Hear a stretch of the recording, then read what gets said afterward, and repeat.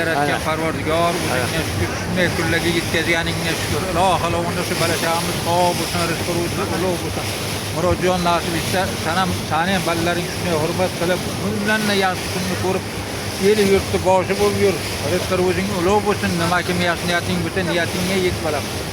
Ilohim, unda shu qilgan hajimni Xudo savobini o'zi yetkazgani bo'lsin. Niyatim shuki, men shu ukamiz ham rasmga olyapti. Bu kishini ham ballari Ilohim uni sog' topganlar yaxshi kunlarga bo'lsin. Ularni ham bolalarga hajga bizda faqat duogo'y hisoblanib qolligimiz, nasib etsa duomiz Xudoga yetgani rost bo'lsin. El yurtimiz tinch, nimaki niyatimizga yetkazgan.